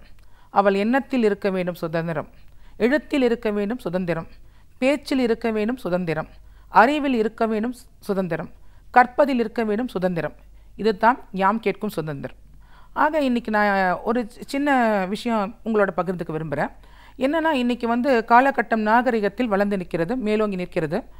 என்னத்தான் இருந்தாலும் தமிழ்நாடு கலாச்சாரத்தை வந்து எந்த ஒரு கலாச்சாரமும் மிஞ்ச முடியாது. இன்றைக்கு எத்தனையோ பெண்கள் கல்லூரிக்கு செல்கிறார்கள், அலுவலகங்களுக்கு செல்கிறார்கள். அவர்கள் வந்து புடவை அணியலாம் அல்லது நாகரிக உடைகள் அணிவதில் தவறில்லை. ஆனால் அந்த உடை அணியும் போது அவர்கள் என்ன ஒரு விஷயத்தை உறுதி செய்து கொள்ள வேண்டும் என்றால், அது அவர்கள் மற்றவர்களை உறுத்தாமல் கண்களை உறுத்தாமல் பார்த்து கொள்ள வேண்டும். பெண் ஒருத்தி ஒருவள் ரோடிலே அதாவது நடந்து போனால் அவளை கையெடுத்து கும்பிட வேண்டும். அந்த அளவுக்கு அவளுடைய உடை வந்து இருக்க வேண்டும் என்பதுதான் நம்மளுடைய கலாச்சாரம். அதை நாம் வந்து இன்னும் பின்பற்றினால் நன்றாக இருக்கும். சில சமயம் இளம் மாணவிகள் அதில் சிற்று ஆர்வ கோளாறு காட்டி சில சமயம் தவறு செய்யலாம். ஆனால் அதற்கு அவர்களுடைய சார்ந்திருக்கும் பெற்றோரோ அல்லது பாதுகாப்பாளரோ அவளுக்கு அதை எடுத்து உரைத்து இப்படி அணிய வேண்டும், இதை இப்படி போட வேண்டும் என்று அறிவுறுத்தினால் இன்னும் நம்மளுடைய கலாச்சாரம் முன்னால் செல்லும் என்பது என்னுடைய ஒரு சின்ன கருத்து. இதை நான் இங்கே பதிவு செய்ய விரும்புகிறேன். பெண்கள் சார்ந்த விஷயங்களில் மையமாக வச்சு உங்களோட படைப்புகள் உருவானதுன்னும் போது சுதந்திரம் பற்றி பேசியிருக்கீங்க, நாகரிகம் பற்றி நிறைய பேசியிருக்கீங்க. நீங்கள் வந்து சேலம் மாவட்டத்தை சேர்ந்தவங்க அப்படிங்கிற முறையில் இப்போ பெண்களை பொறுத்த வரைக்கும் ஒரு மெட்ரோ சிட்டியை தாண்டி ஊர்கள் ஊர் அப்படின்னு வரும்போது எந்த அளவுக்கு பெண்கள் முன்னேற்றம் அடைஞ்சிருக்காங்க, சுதந்திரம் கிடைச்சிருக்குன்னு சொல்லுவீங்க? சுதந்திரம் கிடச்சிருக்கு மேம். இன்றைக்கி வந்து முன்னாடிலாம் பார்த்திங்கன்னா நைட்டில் ஒரு பெண் வந்து ஒரு சின்ன விஷயத்துக்காக வெளியில் வர முடியாது. இன்றைக்கி பார்த்திங்கன்னா மிட் நைட் அப்படின்னா கூட வந்து இன்றைக்கி பெண்கள் வந்து தாராளமாக வந்து வெளியில் போகிறாங்க. நம்ம சென்னை மெட்ரோபாலிட்டன் சிட்டியில் அந்த அளவுக்கு வந்து பாதுகாப்பு இல்லைன்னு சொல்ல முடியாது. இன்றைக்கி வந்து காவல்துறையும் சரி, மற்ற துறைகளும் சரி, சமூக ஆர்வலர்களும் சரி, இன்றைக்கி விழிப்புணர்வோடு செயல்படுவதனால இன்றைக்கி பெண்கள் வந்து எல்லா துறையிலையும் அவங்களுடைய கால்கள் வந்து பதித்து இருக்காங்க. இது வந்து நமக்கு கிடைக்கப்பட்ட ஒரு மிகப்பெரிய சுதந்திரம். இது வந்து நம்ம இல்லைன்னு சொல்ல முடியாது. இன்றைக்கி நம்ம நிறைய துறைகளில் முன்னேறி, இந்த துறையில் தான் பெண்கள் போகணுன்னு இல்லை. இன்றைக்கி பாக்ஸிங் எடுத்துக்கிட்டால் கூட பெண்கள் பண்ணுறாங்க. அந்த அளவுக்கு வந்து எல்லா ஸ்போர்ட்ஸ் மட்டும் இல்லை, எல்லா ஃபீல்ட்லேயும் வந்துட்டு இருக்காங்கன்னா அதுக்கு காரணம் வந்து அவங்களுக்கு கொடுக்கப்பட்ட சுதந்திரம். அது அவங்க சரியான விதத்தில் பயன்படுத்தும் போது அவங்க நிச்சயமாக வெற்றியை தொடலாம். அதில் எந்த ஒரு ஐயமும் கிடையாது. இலக்கிய சிந்தனைகள், இலக்கிய அறிவு அப்படின்னு சொல்லும்போது இன்னைக்கு இளைஞர்கள் மத்தியில் எவ்வளோ தூரம் ஆர்வம் இருக்குன்னு சொல்லுவீங்க? இளைஞர்களை எடுத்துக்கிட்டிங்கனாக்கா இன்றைக்கி பார்த்திங்கன்னா அவருடைய என்ன சொல்லுவாங்க, இன்றைய குழந்தைகள் நாளைய தூண்கள், நாளைய தூண்கள் இன்றைய இளைஞர்கள், இன்றைய இளைஞர்கள் தான் நாளைய இந்தியா, நாளைய இந்தியா நம்முடைய சரித்திரம் இல்லையா? அதனால் இன்றைய குழந்தைகளை பேஸ் பண்ணி தான் நம்மளுடைய எதிர்கால இந்தியாவே இருக்குது. இன்றைக்கி நான் நிச்சயமாக பார்த்தா இந்த இளைஞர்கள்கிட்ட கொஞ்சம் சோம்பேறித்தனம் இருக்குது. அந்த சோம்பேறித்தனம் வந்து அவங்கக்கிட்டேருந்து போகணும். அதே மாதிரி வந்து நம்பிக்கை இருக்கணும், அவங்க மேலே நம்பிக்கை வச்சுக்கணும். அதாவது வாஸ்கோட காமாவின் நம்பிக்கை வந்து ஒரு புதிய நிலத்தை தந்தது. நான் ஏதாவது என்ன சொல்கிறாங்கன்னா, அந்த ஒரு லேண்ட் இல்லை அப்படின்னு சொல்லும்போது அந்த வாஸ்கோட காமா வந்து ஜேர்னி பண்ணுவார். அவருடைய கண்டுபிடிப்பு தான் இல்லைங்களா, ஒரு புதிய நிலம் நமக்கு கிடைச்சது. அதே மாதிரி சர்ச்சிலின் நம்பிக்கை வந்து வெற்றியை தந்தது. ஒரு கடுமையாக போராடினார், அதனால் அவருக்கு வந்து வெற்றி கிடைச்சது. அதே மாதிரி காந்திஜியின் நம்பிக்கை வந்து நமக்கு வந்து சுதந்திரம் கிடைத்தது. அப்படி ஒவ்வொருத்தரும் அவங்க மேலே நம்பிக்கை வைக்கும்போது நிச்சயமாக அவங்களுக்கு வந்து எதையுமே சாதிக்க முடியும். அதாவது நம்ம முடியாதுன்னு நினைக்கக்கூடாது. முடியாது என்பதும் முடமான வார்த்தை தானே. முடியாது என்பதும் கிடையாது என்பதும் முடமான வார்த்தைகள். நடவாது என்பதும் விடியாது என்பதும் சோம்பேறி ஓலங்கள். விதி என்ற கூச்சலும் சதி என்ற புலம்பலம் இயலாமை வாதங்கள். இதெல்லாம் சொல்லாமல் முடியும், என்னால் முடியும், நிச்சயமாக சாதிக்க முடியும் அப்படின்னு ஒவ்வொருத்தரும் நினச்சாக்கா நிச்சயமாக கண்டிப்பாக வந்துட்டு அவங்க இளைஞர்கள் வந்து சாதிக்கலாம். விடாமுயற்சியும் வேணும், அதுக்கு தன்னம்பிக்கையோடு சேர்ந்து விடாமுயற்சியும் வேணும். அது மட்டும் இல்லாமல் அந்த சோம்பல் வந்து இருக்கவே கூடாது. அந்த சோம்பேறித்தனம் இருந்ததுன்னு நம்ம எதையுமே செய்ய முடியாது. அந்த உள்ளத்தில் சம்மணமிட்டு இருக்கும் அந்த சோம்பலை வந்து அவங்க வந்து கண்டிப்பாக களையணும் இல்லைங்களா? இப்போ வந்து சாதாரணமாக பார்த்தீங்கன்னாக்கா ஒரு சமூகத்தை எடுத்துப்போம். ஜல்லிக்கட்டில் இறந்து போனால் நம்மளுடைய வீரம் வந்து வீரத்திற்காக பேசப்படும். நாட்டிற்காக இறந்து போனால் அவனுடைய வீரம் வந்து நாட்டுக்காக உயிர் கொடுத்த தியாகி என்று பேசப்படும். மனிதநேயம் காக்க மரித்து போனால் அவனுடைய மரணம் வந்து மரியாதையாக பேசப்படும். ஆனால் ஒரு காதல் தோல்விக்காக அவன் மரணம், அதாவது அவனை இறப்பு சம்பவம் நேர்ந்தால் அந்த மரணம் கூட அவனை மன்னிக்காது. ஆகையால் இந்த சின்ன சின்ன பிரச்சனைக்கெல்லாம் அவன் வந்து தன்னுடைய உணர்ச்சிகளை கொட்டி தன்னுடைய வாழ்க்கையை வீணாக்கி தன் பெற்றோர்களுடைய கனவுகளை எல்லாம் நாசப்படுத்தக்கூடாது. ஆக அந்த இளைஞன் வந்து தன்னுடைய பொறுப்பு என்ன, தன்னுடைய கடமை என்ன, நம்முடைய எதிர்கால லட்சியம் என்ன என்றெல்லாம் நினைத்து அதை சார்ந்து அவன் பயணம் செய்ய வேண்டும். அப்படி பயணம் செஞ்சால் கண்டிப்பாக அவங்க வந்து ஜெயிக்கலாம் மேடம். அதில் வந்து சந்தேகம் கிடையாது. நிச்சயமாக ஒரு பட்டிமன்ற பேச்சாளராக அவங்களோட இளம் வயது 12 வயதிலேயே முதல் போட்டி முதல் மேடையிலேயே பரிசு பெற்றவங்கன்ற முறையில் உங்களோட பயணத்தை இப்போ வரைக்கும் தொடர்ந்துட்டுருக்கீங்க. இந்த மாதிரியான ஒரு பட்டிமன்றங்கள் பேச்சு இது எந்த மாதிரியான ஒரு மாற்றத்தை சமூகத்துக்கு ஏற்படுத்தும்? அந்த பேச்சாளர்கள் வந்து எந்த மாதிரியான ஒரு கருத்துக்களை மையமாக வச்சு அவங்களோட பேச்சை கொடுக்குறாங்க? அதாவது மேடம் அவங்க வந்து தலைப்புகள் கொடுப்பாங்க. பொதுவாக பார்த்தீங்கன்னா கவியரங்கத்தில் வந்து குறிப்பிட்ட தலைப்பு கொடுப்பாங்க. அந்த தலைப்பை ஒட்டி பேச சொல்லுவாங்க. அந்த தலைப்பை ஒட்டி நம்ம பேசும்போது நமக்கு தோன்றக்கூடிய சிந்தனைகளை வந்து புதிய விதமாக நம்ம கொடுப்போம். அப்படி கொடுக்கும்போது அந்த கருத்துக்கள் வந்து அவங்களுக்கு கண்டிப்பாக போய் சேரும். சிந்தனைன்றது ஒவ்வொருத்தருக்கும் ஒவ்வொரு மாதிரி இருக்கும். உங்களுக்கு ஒரு மாதிரி இருக்கும், எனக்கு ஒரு மாதிரி இருக்கும். சிந்தனை நின்றதாலே சிறந்த நம் பூமியெல்லாம் வந்தவருக்கு அடிமையாகி வாழ்விலை தோல்வி கண்டோம், பிறகு சிந்தித்தோம் சாதனை படைத்தோம். இதை நான் எதை சொல்ல வரேன்னா, நம்ம சிந்திக்க கொஞ்சம் தவறுனால தான் நம்ம ஆங்கிலேயர் ஆட்சிக்கே நம்ம வந்து உள்ளே வந்து மாட்டிக்கிட்டோம். அப்புறம் தான் நம்ம சிந்திக்க அதுலேருந்து தொடங்கணும். அதுலேருந்து நிறைய தலைவர்கள்லாம் நம்ம பாடுபட்டாங்க, நம்ம சுதந்திரம் அடைஞ்சோம். ஆக அந்த சிந்தனைன்றது ஒவ்வொருத்தருக்கும் வேறுபடும். அந்த சிந்தனை சக்தியை தூண்டக்கூடியது தான் இந்த பட்டிமன்றங்களும் கவியரங்கங்களும். எப்படி நம்ம சிந்திக்கணும், எப்படி நம்ம இருக்கணும், எப்படி நம்ம சில விஷயங்களெல்லாம் கையாளணும், அதாவது வந்து நமக்குள்ளே இருக்கக்கூடிய ஒருத்தருக்கு ஒரு அவேக்கனிங் இருக்கும் செய்யணும், ஆனால் சில இடையூறுகள் இருக்கும். அதெல்லாம் இல்லாமல் நம்ம எப்படிலாம் போராடணுன்ட்டு ஒவ்வொரு படைப்பானையும் சொல்லும்போது அது அங்கே இருக்கிற ஆடியன்ஸ், அதாவது கேட்கக்கூடியவர்கள் வந்து கண்டிப்பாக அது வந்து கேட்பாங்க. கேட்டுட்டு சரி இப்படி நம்ம செஞ்சால் இப்படி நம்ம வழிகோள் காட்டின மாதிரியோ இல்லை மேற்கோள் காட்டினபடி நம்ம வாழ்க்கை பயணத்தை மாட்டிக்கிட்டோம்னா ஒருவேளை அதில் வந்து நமக்கு சக்ஸஸ் கிடைக்குமா அப்படின்னு ட்ரை பண்ணுவாங்க. அதனால் நிச்சயமாக அது ஒரு உந்துதல் தான் இருக்கும். யாராக இருந்தாலும், யார் கேட்குறாங்களோ, அந்த கவிதையை கேட்குறவங்களா இருந்தாலும் சரி, இல்லை பட்டிமன்றம் பேச்சை கேட்குறவங்களா இருந்தாலும் சரி, அவங்களோட சிந்தனை வந்து கொஞ்சம் மேலோங்கி வரும். அதில் எந்த ஒரு சந்தேகமும் கிடையாது. ஓகே. மக்கள் ரசனை பொறுத்த வரைக்கும் எப்படி இருக்கு? ஏன்னா பட்டிமன்றங்களுக்கு என்றைக்குமே ஒரு வரவேற்பு. எந்த ஒரு திருவிழாக்கள் நடந்தாலும் சரி, பல ஊர்களில் வெளிநாடுகளில் போய் கூட இந்த மாதிரியான நிகழ்ச்சிகள்லாம் நடக்குது அப்படின்னும் போது பொதுவான ரசனை எப்படி இருக்குன்னு சொல்லுங்கள். இன்றைக்கி பார்த்திங்கன்னா ரொம்ப நகைச்சுவையை வந்து எதிர்பார்க்குறாங்க. ஏன்னா வந்து இப்போ வந்து சிந்தனைகள் இருந்தால் கூட நகைச்சுவையோடு கூடிய விஷயங்களை நம்ம ஷேர் பண்ணிக்கும் போது ரொம்ப அவங்க வந்து என்ஜாய் பண்ணி பார்க்குறாங்க. அது முன்னாடிலாம் பார்த்திங்கன்னா இந்த சினிமா பார்க்குறது ஒரு என்ஜாய்மெண்ட்டாக இருக்கும். இன்றைக்கி பார்த்திங்கன்னா இன்றைக்கி விடுமுறை நாட்கள் வந்தாக்கா நம்ம உடனே ஒரு பட்டிமன்றம் போட்டு பார்க்குறோம். அதில் சொல்லக்கூடிய கருத்துக்கள் நமக்கு பிடிச்சிருக்கு. அதே சமயம் அவங்க சில நகைச்சுவைகள் பண்ணும்போது நம்ம மறந்து சிரிக்கிறோம். அந்த சிரிப்பு நமக்கு நல்லது தானே. ஏன்னா பேசிக்காக இப்போ சிரிக்கிறதே ரொம்ப குறைஞ்சிருச்சு. அதனால் அந்த சிந்தனையும் சிரிப்பையும் தூண்டக்கூடிய பட்டிமன்றங்களை நாம் கேட்கும்போது நம்முடைய மனம் வந்து இன்னும் மேலும் நான் என்ன சொல்கிறது எழுச்சி அடையும் என்பதில் என்னுடைய கருத்தாகும். உங்களுக்கு பிடித்த விஷயங்களோடய நீங்கள் பயணப்பட்டுட்டு போயிருந்தாலும் இப்போ வரைக்கும் உங்களுடைய ஆசிரியர் பணி அப்படிங்கிறதும் தொடர்ந்து வந்துட்டுருக்கு. நிறைய மாணவர்களுக்கு உதாரணமாக நிறைய சிந்தனை தூண்டுற கருத்துக்களை கொண்டு பேசியிருந்தாலும் ஒரு ஆசிரியராக இன்றைக்கி இருக்கிற மாணவர்களை நீங்கள் எப்படி பார்க்குறீங்க? இன்றைக்கு மாணவர்கள் வந்து பல விஷயங்களை வந்து தெரிஞ்சுக்கணும்னு நினைக்கிறாங்க மேடம். அதாவது அவங்களுக்கு வந்து மேலும் மேலும் கற்றுக்கணுன்ற ஆர்வம் நிறைய இருக்குது. அதுக்கு நம்ம அந்த அளவுக்கு கொடுக்குறோமான்றதே தெரியாது. அதனால் அதுக்கு மேலே நம்ம நிறைய விஷயங்களை அவங்களோட பகிர்ந்துக்கணும்னா நாம் நிறைய விஷயங்களை வந்து கற்றுக்கணும். அப்போ தான் அவங்களோட பகிர்ந்துக்க முடியும். இன்றைக்கி வந்து புத்தகத்தில் இருந்து மட்டும் நம்ம அறிவை கொடுத்துட முடியாது. அது வந்து ஒரு தேவையான அறிவை நம்ம கொடுக்கலாம். புத்தகம் சார்ந்த அறிவு அப்படின்றத கொடுக்கலாம். நாம் ஒரு கிளாஸ் டீச்சராக இருக்கும்போது அந்த வகுப்பறைக்கு ஒரு குறிப்பிட்ட மாணவர்களுக்கு வகுப்பறையினுடைய ஆசிரியராக இருக்கும்போது பல விஷயங்களை நம்ம முதல் வகுப்பில் கண்டிப்பாக வந்து ஷேர் பண்ணிக்க வேண்டிய கட்டாயத்தில் இருக்கிறோம். அப்போ எல்லா விஷயங்களையும் நம்ம ஷேர் பண்ணிக்கிறோம். அதில் குறிப்பாக சொல்லணும்னா அவங்க வந்து என்ன எதிர்பார்க்குறாங்கனாக்கா என்னென்ன அட்வான்ஸ்மெண்ட்ஸ், அதாவது வந்து டெக்னாலஜி மட்டும் இல்லை, இன்றைக்கி எதை படிக்கலாம், எப்படி முன்னேறலாம் அப்படின்றதெல்லாம் நிறைய கேள்விங்களாம் கேட்பாங்க. அதுக்கு நான் நிறைய விஷயங்கள் வந்து நான் வந்து கற்றுக் கொடுப்பேன். அதை விட என்ன சொல்லணுன்னாக்கா அதாவது நிறைய நூல் நிலையத்துக்கு சென்று பல நூல்களை கற்றுக்கிட்டு வர்றதுன்றது ஒரு சார்ந்த அறிவு. ஆனால் உயரிய கருத்துக்கள் நிறைய பேர் நம்மளோட நிறைய விஷயங்களை வந்து நம்முடைய முன்னாடி இருந்த அறிஞர்கள்லாம் சொல்லியிருக்காங்க. அந்த கருத்துக்களை வச்சு சில விஷயங்கள் வந்து நம்ம அவங்களுக்கு சொல்லும்போது, உதாரணமாக வச்சு சொல்லும்போது அவங்க கண்டிப்பாக அதை வந்து ஏற்றுக்கிறாங்க. உதாரணத்துக்கு நான் வந்து என்ன செய்வேன்னா, என்னுடைய வகுப்பறையில் பார்த்தீங்கன்னா எங்களுடைய பள்ளி வந்து விவேகானந்தருடைய அறிவுரையை சார்ந்து வரக்கூடிய ஒரு கல்வி நிறுவனன்றதுனால அவரை பற்றி நிறைய நாங்கள் பேசுவோம். அப்போ நான் வந்து சொல்லுவேன், அவருக்கு கிட்ட டெக்னாலஜியை பற்றி நம்ம நிறைய பேசிகிட்டு இருக்கோம். இன்றைக்கி 2G advancement, 3G advancement, 4G 5Gன்னு போயிட்டுருக்கு. நீங்கள் ஒரு 5 கோல்டன் பிரின்சிபிள்ஸ், 5Gயும் வந்துடும், அதனால் 5 கோல்டன் பிரின்சிபிள்ஸ் வந்து நீங்கள் வச்சுக்கோங்க அப்படின்னு சொல்லிட்டு விளையாட்ட கிளாஸில் சொல்வேன். ஒன்று என்னென்னா, முதல் பிரின்சிபிள் என்னன்னாக்கா உண்மையை வந்து யாருக்காகவும் எதற்காகவும் விட்டு கொடுக்கக்கூடாது அப்படின்னு விவேகானந்தர் சொல்லியிருக்கார். ஆக நீங்கள் வந்து உண்மையை வந்து யாருக்காக எந்த நிமிஷத்துலேயே இருந்தாலும் சரி வாய்மையே வெல்லும், அந்த உண்மையை வந்து நீங்கள் விட்டு கொடுக்காதீங்க. அதாவது இந்த காப்பி அடிப்பாங்க இல்லைங்களா, சில சமயம் வந்து மார்க் வரணுன்றது இல்லை மிஸ் அப்படின்னு சொல்லிட்டு சொல்லுவாங்க. அப்போ நான் எப்பயுமே ஒன்று சொல்லுவேன், எப்பயுமே உண்மை தான் ஜெயிக்கும். உங்கள் பொய் வந்து ஜெயிக்கிற மாதிரி இருக்குன்னா கடைசியில் அது ஜெயிக்காது, உண்மை மட்டும்தான் ஜெயிக்கும். அதனால் உண்மையை யாருக்காகவும் எதற்காகவும் விட்டு கொடுக்க கூடாது. அதற்காக நீ உண்மையை ஜெயிக்கணுன்றதுக்காக நீ எது வேணால் போராடு, அது தப்பில்லை. இது விவேகானந்தர் கருத்து தான். ஆனால் அந்த கருத்தை நான் உங்களுக்கு வலியுறுத்துறேன். ரெண்டாவது வந்து நீ எதுவாக நினைக்கின்றாயோ அதுவாகவே ஆகுவாய்.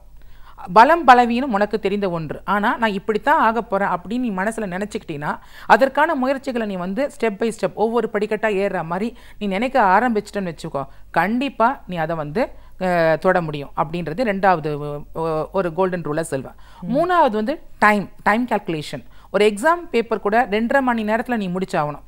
நீ நாளெல்லாம் படிச்சிருப்ப, ஒரு வாரம் ஃபுல்லாக படிச்சிருப்ப, அது முக்கியம் கிடையாது. ப்ரெசன்டேஷன் அந்த 2.5 மணி நேரத்துக்குள்ளே எப்படி முடிக்கணும், எத்தனை மணிக்கு எக்ஸாமுக்கு வரணும், 9 மணிக்கு அந்த ஹாலில் இருக்குன்னா 8:55 8:50க்குள்ளே நீ அங்கே வந்து இருக்கணும். அந்த டைம் மேனேஜ்மெண்ட் இருந்தால் தான் வாழ்க்கையில் வந்து எதையுமே சாதிக்க முடியும். அதனால் நான் சொல்வது ஓடுவது முள்ளல்ல உன் வாழ்க்கை அப்படின்னு சொல்லிட்டு விவேகானந்தர் சொல்வார். அதனால் ஒவ்வொரு நிமிடமும் ஒவ்வொரு நொடியும் ஓடிக்கொண்டே இருக்கிறது.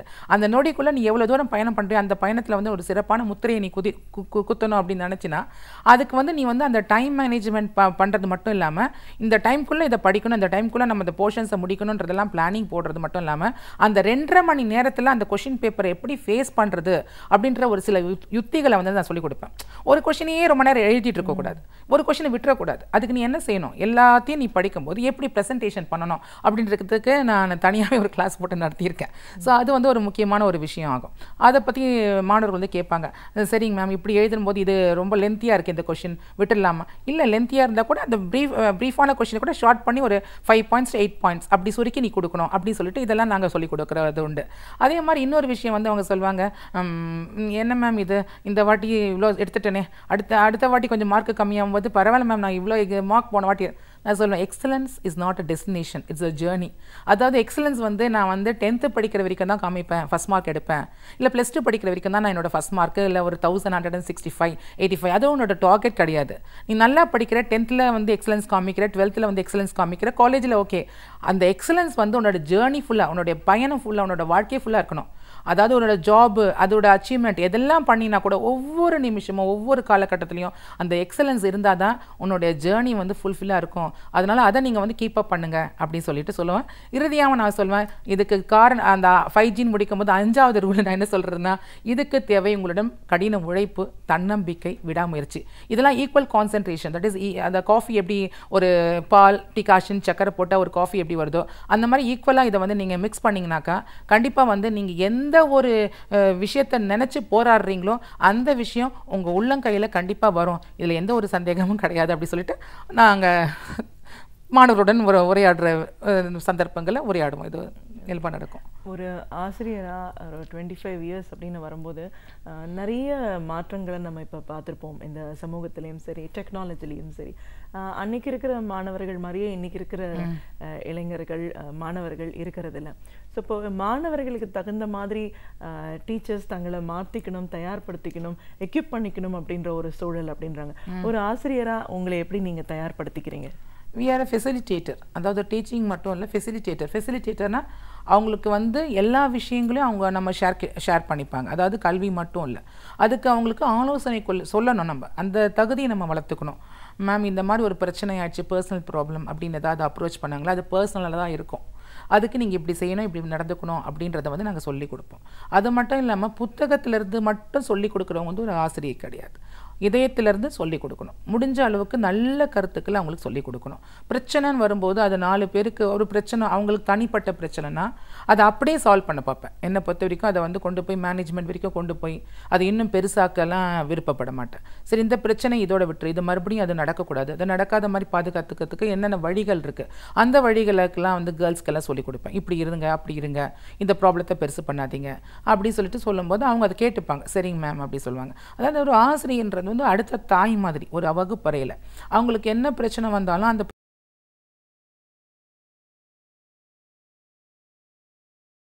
பிரச்சனைகளை வந்து அணுகும்போது அதுக்கு சரியான தீர்வு கொடுக்கும்போது அவங்க வந்து அதை புரிஞ்சுக்கிட்டு அந்த பிரச்சனைகளுக்கு அடுத்த வாட்டி அவங்க வரமாட்டாங்க. அது இந்த மேம் இப்படி சொல்லியிருக்காங்க, ஸோ இந்த ப்ராப்ளம் இப்படி பெருசாகாமல் நம்ம பார்த்துக்கணும்னு சொல்லிட்டு ஒரு தற்காப்பு, ஒரு விழிப்புணர்வு அவங்களுக்குள்ளே தோணிடும். அந்த பிரச்சனையை மறுபடியும் அந்த மாணவரும் மாணவியும் வந்து எதிர்நோக்கி இந்த பிரச்சனை மறுபடியும் கொண்டு வந்து வைக்க மாட்டாங்க.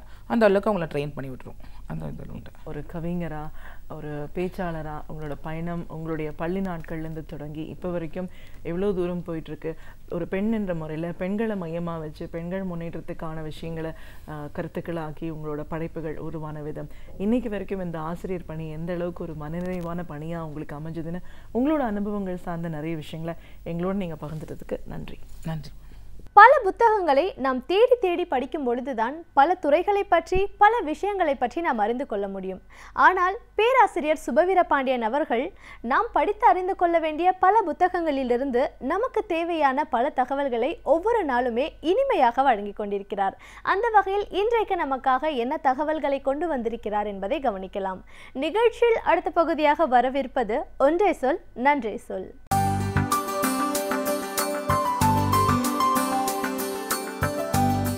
அனைவருக்கும் என் அன்பு வணக்கம். தமிழில் ஏராளமான ஆய்வு நூல்களை எழுதியிருக்கிற முனைவர் மலையமானவர்கள் அண்மையிலே இருந்தமிழே உன்னால் இருந்தேன் என்று ஒரு நூலை வெளியிட்டிருக்கிறார். 23 ஆய்வு கட்டுரைகளை உள்ளடக்கிய நல்ல நூல். சென்னையில் இருக்கிற அன்பு பதிப்பகம் அதனை வெளியிட்டிருக்கிறது. அந்த நூலில் இருக்கிற 23 கட்டுரைகளில் ஒரு கட்டுரை சற்று இலக்கணம் சார்ந்தது போல இருக்கிறது. அது முழுமையான இலக்கண கட்டுரை என்று சொல்ல முடியாது. ஏனென்றால் இலக்கணம் என்று சொன்னாலே நமக்கு ஒரு அச்சமும் இருக்கிறது. ஆனால் அப்படி இலக்கணம் சார்ந்த அந்த கட்டுரையை மிக எளிமையாக, படிப்பதற்கு மிகச் சுவையாக முனைவர் மலையமானவர்கள் நமக்கு தந்திருக்கிறார். அதாவது தமிழ் சொற்களில் இருக்கிற விகுதிகள் பற்றிய கட்டுரை அது. விகுதி என்றால் நாம் பாடங்களிலே படித்திருக்கிறோம், பகுதி விகுதி என்று பிரித்திருக்கிறோம். விகுதி என்றால் பிற்பகுதி அல்லது இறுதி பகுதி. அந்த இறுதி பகுதி பல நேரங்களில் எப்படி சுருங்குகிறது, எப்படி உருவாயிற்று, எப்படி சுருங்குகிறது என்பதை சொல்லுவது தான் இந்த கட்டுரை. அந்த கட்டுரையின் தொடக்கத்தில் மிக அருமையான ஒரு உவமையோடு அவர் தொடங்குகிறார். காஷ்மீரினுடைய தொடக்கத்தில் இருக்கிற ஜம்முதாவிக்கு போனால் அங்கே சிந்து நதியினுடைய கிளை ஆறு ஓடுவதை நாம் பார்க்கலாம். ஒரு இயற்கையான ஒரு நிகழ்விலிருந்து மொழியின் இலக்கணம் சார்ந்த செய்திகளை அவர் சொல்லுகிறார். அந்த ஜம்முதாவியிலே இருக்கிற சிந்து நதியின் கிளையாறு, அதை உற்று நோக்கினால் அதில் மணலே கிடையாது, கூழாங்கற்கள் தான். அதுவும் பெரிய பெரிய கூழாங்கற்கள். அந்த பெரிய பெரிய கூழாங்கற்களிலே தான் அந்த ஆறு ஓடுகிறது. அந்த கற்களையும் சேர்த்து அடித்து கொண்டு ஓடுகிறது. ஒரு 50 கிலோமீட்டர் தொலைவு பயணம் செய்து மறுபடியும் அந்த ஆற்றை நோக்கினால் அதே கூழாங்கற்கள் தான். ஆனால் அவை பொடி பொடியாக ஆகியிருக்கின்றன. அந்த முனை மழுங்கி இருக்கிறது. எனவே இந்த மாற்றம் எப்படி வருகிறது என்றால் ஆற்றின் போக்கில் அடித்து கொண்டு போகிற போது வருகிறது. இது ஆற்றுக்கு மட்டுமில்லை, மொழிக்கும் பொருந்தும் என்று அந்த கட்டுரையை தொடங்குகிறார். காலப்போக்கில், கால ஓட்டத்தில் சொற்கள் சுருக்கி சொல்லப்படுவது எல்லா மொழிகளிலும் உயர்வு. எதனால் என்றால் எப்போதும் சுருக்கத்தை நோக்கித்தான் நாம் முயற்சிக்கிறோம். அதற்கு சோம்பலும் ஒரு காரணமாக இருக்கிறது. திருநெல்வேலி என்று சொல்லுவதை விட நெல்லை என்று சொன்னால் போதுமானது என்று தோன்றுகிறது. திருஞான சம்பந்தர் பல இடங்களில் சம்பந்தராக ஆகிவிட்டார். இவற்றையெல்லாம் குறித்து காட்டுகிற மலையமானவர்கள் இது தமிழுக்கு மட்டுமே உரியது என்று கருத வேண்டாம். பிற மொழிகளிலும் இந்த போக்கு இருக்கிறது. ஆங்கிலம் நமக்கு தெரிந்த, ஓரளவு தெரிந்த மொழி. இன்றைக்கு மார்ட் என்று பல இடங்களிலே நாம் பார்க்கிறோம், மெகா மார்ட் என்றெல்லாம் பார்க்கிறோம். அது மார்ட் என்பது வேறு ஒன்றும் அல்ல, மார்க்கெட் என்பதன் சுருக்கம்தான் மார்ட். மார்க்கெட் என்று இருந்த சொல் சுருங்கி மார்ட் என்று ஆகிவிட்டது. வீடுகளிலே கூட ரெஃப்ரிஜிரேட்டர் என்று அவ்வளவு நீளமாக யார் சொல்லுகிறார்கள்? ஃப்ரிட்ஜ் எங்கே இருக்கிறது என்று தான் கேட்கிறோம். ரெஃப்ரிஜிரேட்டர் தான் ஃப்ரிட்ஜ் ஆகிறது. ஒருவரை வாழ்த்துவதற்கு கங்க்ராச்சுலேஷன்ஸ் என்று அவ்வளவு நீளமாக சொல்ல வேண்டியதில்லை, கங்க்ராட்ஸ் என்று சொன்னாலே போதும் என்று கருதுகிறோம். அது அட்வர்டைஸ்மெண்ட் என்பதை விட ஆட் என்று சொல்லி பழகியிருக்கிறோம். எனவே சுருக்கத்தை நோக்கித்தான் நம்முடைய இயல்பு அமைந்திருக்கிறது. பல சொற்கள் தமிழிலும் அப்படி சுருங்கி இருக்கின்றன. ஆலமரம் என்று சொல்கிறோம். அடிப்படையில் அது அகல மரம். அதாவது ஒரு கட்டத்திற்கு பிறகு அது உயரமாக வளராமல் பக்கவாட்டில் கிளை விரிக்கும், அகலமாகும். நீங்கள் ஆலமரத்தை போல அகலமான மரத்தை பார்க்க முடியாது. காரணம், அந்த மரத்துக்கு பெயரே அகல மரம் என்பதுதான். அந்த அகல மரம் ஆலமரமாகி இப்போது சுருக்கமாக ஆல் என்று சொல்லப்படுகிறது. ஆலும் வேலும் என்று நாம் படிக்கிறோம். எனவே ஆலும் வேலும் பல்லுக்குருதி, நாலும் இரண்டும் சொல்லுக்குருதி என்றால் ஆல் என்பது ஆலமரத்தை, அகல மரத்தை குறிக்கிறது.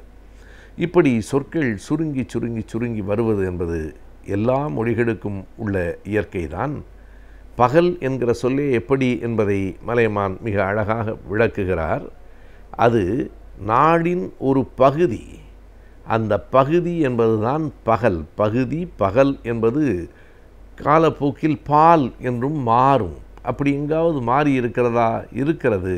திருக்குறளில் அறத்துப்பால், பொருட்பால், காமத்துப்பால் என்கிறோமே, அது அறம் சார்ந்த பகுதி, பொருள் சார்ந்த பகுதி, காமம் சார்ந்த பகுதி என்பதுதான் பகுதி, பகல், பால் என்று ஆகும். பகுத்து உண்ணுதல் என்பதைத்தான் திருக்குறளில் பாத்துண்ணும் என்று தொடராக வருகிறது. இவை எல்லாவற்றையும் மிக எளிமையாக உரிய எடுத்துக்காட்டுகளோடு மலையமானவர்கள் காட்டி பிறகு என்ன சொல்கிறார் என்றால், இப்படி பெயர் சொற்கள் மட்டுமல்ல, வினை சொற்களும் சுருங்கும். வருகிறான்கிறதை தான் நாம் வர்றான்னு சொல்கிறோம். வர்றான் என்று சொன்னால் அவன் வரான் என்பது பேச்சு வழக்கு. அது வருகிறான் என்கிற சொல்லின் சுருக்கம். வரான்னு சொன்னால் புரியுதில்லை விடுப்பா என்று சொல்லுகிற நிலைமையை நாம் பார்க்கிறோம். இப்படி அந்த சொற்கள் சுருங்குகிற போது இறுதி பகுதி இருக்கிறதே அதற்கு விகுதி என்று பெயர். இந்த விகுதியை ஒட்டுமொத்தமாக மலையாளம் சுருக்கிவிட்டது. தமிழினுடைய தொடர்ச்சியாக வந்த மொழிகளில் இறுதியாக பிறந்த மொழி மலையாளம். புரோட்டோ டிராவிடியன் லாங்குவேஜ் என்று சொல்கிற மூல திராவிட மொழியிலிருந்து கிடைத்த மொழிகளுள் முதன்மையானதும் மூத்ததும் தமிழ்தான் என்று கால்டுவெல் சொல்லுவார். இறுதியாய் பிறந்த குழந்தை என்று மலையாளத்தை சொல்லலாம். அந்த மலையாள மொழி இன்னமும் அறிவியல் பூர்வமாக தன்னை வடிவமைத்து கொண்டிருக்கிறது. அது மானே மகனே என்பதுதான் அங்கே எப்படி பகல் பால் என்று ஆயிற்றோ அப்படி மகன் மான் என்றாகி மானே என்றாகி பிறகு மோனே என்று அழைக்கிறார்கள். மகனே என்பதைத்தான் அவர்கள் மோனே என்று அழைக்கிறார்கள். அங்கே எப்படி அந்த வினை சொற்களில் விகுதி சுருங்கி போயிற்று என்பதை நாம் பார்க்க வேண்டும்.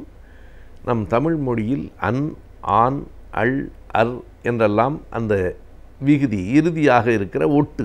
அவன் வருகிறான், அவள் வருகிறாள், அது வருகிறது, அவர் வருகிறார், அவை வருகின்றன என்று நாம் சொல்லுகிறோமே. இதில் பெயர் சொல் அவன் என்பது அதை நாம் மாற்று பெயர் சொல் ப்ரோனவுன் என்று ஆங்கிலத்திலே சொல்கிறோம். பெயர் சொல் வினை சொல்லுக்கு அது காலத்தை மட்டும் காட்டினால் போதும். இது கொஞ்சம் இலக்கணம் சார்ந்தது தான், ஆனால் நுட்பமானது. தமிழிலிருந்து மலையாளம் எப்படி தன்னை மேலும் வடிவமைத்து கொண்டிருக்கிறது என்பதற்காக நாம் அவன் என்று சொல்லுகிற போதே அது உயர்திணை என்று தெரிகிறது, ஆண்பால் என்று தெரிகிறது, ஒருமை என்று தெரிகிறது. இவ்வளவும் அவன் என்பதிலேயே தெரிகிறது. பிறகு மறுபடியும் அவன் வருகிறான் வருகிறாள் என்று அதிலும் கடைசியாக வருகிற அன் அள் அர் என்பதை பொறுத்து அது ஆண்பாலா பெண்பாலா என்பதை நாம் சொல்லுகிறோம். மலையாளத்தில் அந்த பழக்கத்தை அவர்கள் மாற்றிவிட்டார்கள். அவன் வண்ணு, அவள் வண்ணு, அது வண்ணு, அவை வண்ணு, எல்லாமே வண்ணு தான். வண்ணு வருணு வருகுனு என்று கால மாற்றத்தை மட்டும்தான் வினைச்சொற்கள் காட்டுகின்றனவே தவிர பெயர் சொல் சொல்லுவது போல அந்த விகுதி வினை சொல்லில் மலையாளத்தில் இல்லை. இது ஒரு விதத்தில் மொழி சார்ந்த வளர்ச்சி தான் என்பதை மொழியியல் ஆய்வாளர்கள் கூறுகிறார்கள். இவை அனைத்தையும் இந்த விகுதி என்பதை வைத்து கொண்டு மலையமானவர்கள் அந்த கட்டுரையில் மிக அழகாக இத்தனை செய்திகளையும் விரித்து சொல்லியிருக்கிறார். இன்றைய காலகட்டத்தில் சரியான வாழ்க்கை முறை இல்லாததால பல உபாதைகளுக்கு நம் உடல் ஆளாகிறது. இந்த உபாதைகளை நாம் எப்படி தவிர்க்கலாம், மருத்துவத்தில் அறிமுகப்படுத்தப்பட்டிருக்கும் புதிய சிகிச்சை முறைகள்லாம் என்னென்ன என்பதை பற்றி இந்த பகுதியின் மூலமாக நாம் தெரிந்து கொள்ளலாம். நிகழ்ச்சியில் அடுத்த பகுதியாக வரவிருப்பது ஆலோசனை நேரத்தில் மருத்துவம்.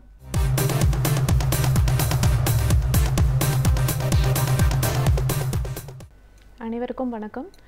கலைஞர் டிவி நேயர்களை சந்திப்பதில் மிக்க மகிழ்ச்சி அடைகிறேன். இன்று நாம் மிக முக்கியமான பிரச்சனைகள், பெண்களுக்கு ஏற்படும் பிரச்சனைகளில் ஒன்றான பாலிசிஸ்டிக் ஓவேரியன் டிசீஸ், அதாவது எல்லாருமே இந்த பேரை கேள்விப்பட்டிருப்பீங்க. பாலிசிஸ்டிக் ஓவேரியன் டிசீஸ், ஒரு ஸ்கேன் பண்ண போனால் பாலிசிஸ்டிக் ஓவேரியன் சிண்ட்ரோம் அப்படியெல்லாம் எழுதி கொடுத்துருப்பாங்க. அப்படின்னா என்ன அப்படின்றத பற்றி நம்ம இப்போ பேச போகிறோம். இந்த டிசீஸ்க்குள்ளே போகிறதுக்கு முன்னாடி இன்னைக்கு இது ஒரு பெரிய பப்ளிக் ஹெல்த் ப்ராப்ளம். அதாவது என்னென்னா, இந்திய மக்களிடையே பெண்களிடையே 25-30% வரைக்கும் உள்ள பெண்களுக்கு இந்த பாலிசிஸ்டிக் ஓவரிஸ் காணப்படுது. இது என்ன, சாதாரணமாக மக்கள் நம்மக்கிட்ட வரும்போது 2 சினைப்பையிலையும் கட்டி இருக்குன்னு சொல்கிறாங்க, நீர்க்கட்டிகள் எல்லாம் இருக்காமா, இது குணப்படுத்தக்கூடிய நோயா இல்லை ஒரு பெரிய நோயா, இதை பற்றி மக்களுக்கு பலவிதமான கொஷின்ஸ் இருக்குது. அதுக்கான விடைகள் என்னென்ன அப்படின்னு தான் இந்த நிகழ்ச்சியில் நம்ம பார்க்க போகிறோம். பொதுவாக ஒவ்வொரு பெண்ணுக்கும் பார்த்திங்கன்னா 15 வயதில் ஆரம்பித்து அப்ராக்சிமேட்டாக 15 ஆரம்பித்து 45 மெனோபாஸ் வர வரைக்கும் கருமுட்டை பை, அதாவது ஓவரிஸ், ஒவ்வொரு பெண்ணுக்கும் 2 ஓவரிஸ் உள்ளது. அந்த ஓவரிஸ்லேருந்து மாதம் ஒரு கருமுட்டை ரிலீஸ் ஆகும். எதுக்கு அப்படின்னு கேட்டோன்னா, அந்த கருமுட்டையானது விந்தணு கூட சேர்ந்து குழந்தை உண்டாகிறதுக்கான வாய்ப்புகள் இருக்குது. ஸோ இந்த கருமுட்டை பை, அதாவது ஓவரிஸ், இந்த 2 ஓவரிஸுமே ஒரு 30 வருஷம் மாதம் ஒரு கருமுட்டையை உற்பத்தி செய்ய போகுது. இதை வச்சு நம்ம ஏன் இவங்களுக்கு இந்த பாலிசிஸ்டிக் ஓவேரியன் சிண்ட்ரோம் வருது அப்படின்னு சொல்லிட்டு நம்ம பார்க்கலாம். சில பெண்களுக்கு மட்டும் ஏன் வருதுன்னு பார்க்கலாம். அதாவது மாதத்தின் தொடக்கத்தில் இந்த சினைப்பை, அதாவது கருமுட்டை பையிலிருந்து ஒரு 15 கருமுட்டைகள் ஒரு குழுவாக வளர ஆரம்பிக்கும். அந்த குழுவில் இருக்கிற 15 கருமுட்டைகளும் கொஞ்சம் கொஞ்சமாக வளர்ச்சி அடைஞ்சு ஒரு 14வது நாள் வரும்போது ஒரே ஒரு ஆரோக்கியமான கருமுட்டை வெளியில் வரும். அந்த ஆரோக்கியமான கருமுட்டையை வந்து ஆங்கிலத்தில் டாமினன்ட் ஃபாலிக்கல் அப்படின்னு சொல்லுவாங்க. இதை நம்ம ஸ்கேன்லையுமே பார்க்கலாம். இந்த டாமினன்ட் ஃபாலிக்கலை ஸ்கேனில் பார்க்கலாம். ஆனால் இந்த பாலிசிஸ்டிக் ஓவேரியன் சிண்ட்ரோம் இந்த நோய் உள்ளவங்களுக்கு என்ன ஆகுதுன்னு கேட்டிங்கன்னா, மாதத்தின் தொடக்கத்தில் இந்த 15 கருமுட்டைகளும் வளர ஆரம்பிக்கும். ஆனால் சீரான வளர்ச்சி இருக்காது. அதனால் இந்த வளர்ச்சி ஆரம்பித்ததுலேருந்து ஒரு 30 நாளோ 40 நாளோ சில சமயம் 2 மாதம் 3 மாதம் கூட இந்த கருமுட்டைகள் மெதுவாக வளர்ந்துக்கிட்டே போகும். ஆனால் ஒரு நல்ல ஃபாலிக்கல், அதாவது நான் முன்னாடி சொன்ன மாதிரி ஒரு நல்ல டாமினன்ட் ஃபாலிக்கல் இவங்களுக்கு கிடைக்காது. அப்போ இதனால் இவங்களுக்கு என்ன ஆகுது அப்படின்னு பார்த்தீங்கன்னா, மாதவிடாய் தள்ளி போகும். பேஷண்ட்ஸ் முக்கியமான பிரச்சனையாக நம்மக்கிட்ட வர்றது வந்து பாலிசிஸ்டிக் ஓவேரியன் பிரச்சனை உடையவங்க, மேடம் மாதம் கரெக்டாக பீரியட்ஸ் வரலை, தள்ளி போகுது, சில தடவை 2 மாதத்துக்கு ஒரு தடவை வருது, இல்லை 3 மாதத்துக்கு ஒரு தடவை வருது அப்படின்னு சொல்கிறாங்க. இது ஏன் தள்ளி போகுது அப்படின்னு பார்த்தோன்னா, இந்த மாதம் ஒரு கருமுட்டை ஒழுங்காக வளர்ச்சி அடையாததான் காரணம். சரிங்களா?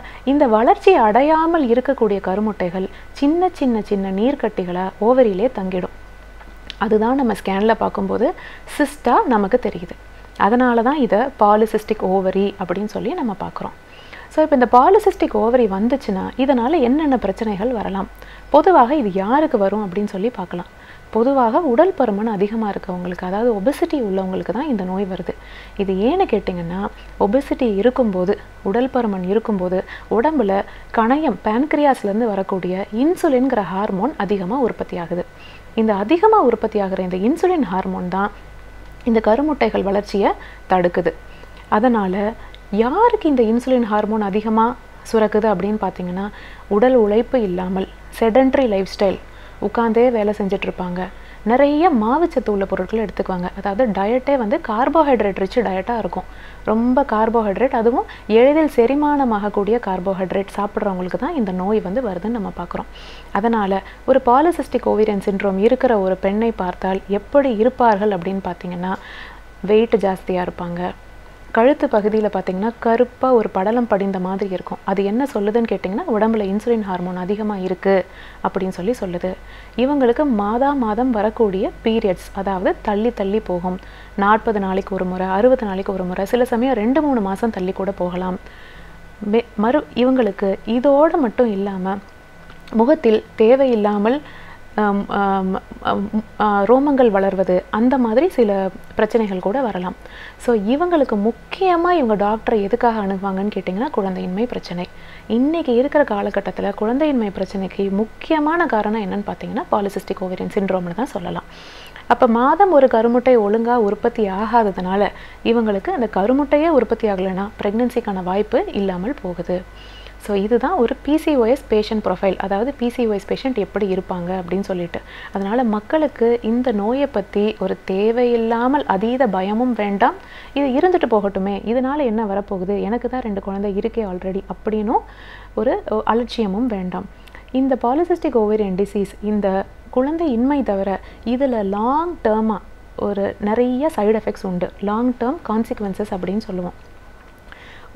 ஒரு பெண் 15 வயதிலிருந்து ஒரு 35 வயது வரை ஒரு 20 வருடங்கள் பாலிசிஸ்டிக் ஓவேரியன் டிசீஸ் இருந்து அதை ட்ரீட் பண்ணாமல் இருந்ததுன்னா என்ன ப்ராப்ளம் வரலாம் அப்படின்னு சொல்லி நம்ம இப்போ பார்க்கலாம். பேசிக்காக பாலிசிஸ்டிக் ஓவரி எதனால் வருது? இன்சுலின் ஹார்மோன் அதிகமாக உற்பத்தி ஆகிறதுனால வருது.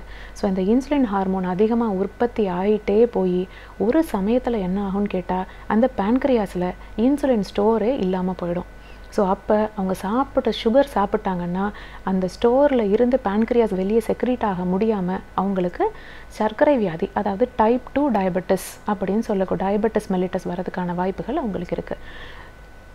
உலக சுகாதார மையம் கொடுத்துள்ள ஸ்டாட்டிஸ்டிக்ஸ் படி நம்ம பார்த்தோன்னா 35% 50% வரைக்கும் சான்சஸ் இருக்குது டயபெட்டிஸ் டெவலப் ஆகிறதுக்கு. இந்த டயபெட்டிஸ் மட்டும் இல்லாமல் இவங்களுக்கு ஸ்ட்ரோக் வரதுக்கான வாய்ப்புகள் இருக்குது. நெஞ்சு வலி, அதாவது கொரோனரி ஆர்டரி டிசீஸ், இன்ஃபாக்ஷன் வரதுக்கான வாய்ப்புகள் இருக்குது. ஸோ இவங்க இந்த பாலிசிஸ்டிக் ஓவேரியன் சிண்ட்ரோமை குழந்தைக்காக மட்டும் நான் இதை ட்ரீட்மெண்ட் பண்ணுறேன், அதுக்கப்புறம் இது எப்படி இருந்தாலும் பரவாயில்லை அப்படிங்கிற சிந்தனை வந்து மறையணும். இன்னொன்று இவங்களுக்கு கர்ப்பப்பை புற்றுநோயும் இந்த சினைப்பை அதாவது ஓவரியிலேயே கேன்சர் வரதுக்கான வாய்ப்புகளும் அதிகமாக இருக்குது. ஸோ ஒரு பாலிசிஸ்டிக் ஓவேரியன் சிண்ட்ரோம் அப்படின்னு நம்ம டயக்னோஸ் பண்ணுனா கட்டாயம் நம்ம வந்து அதை விட்டு வெளியே வந்தே ஆகணும், அதை ட்ரீட்மெண்ட் பண்ணியே ஆகணும்.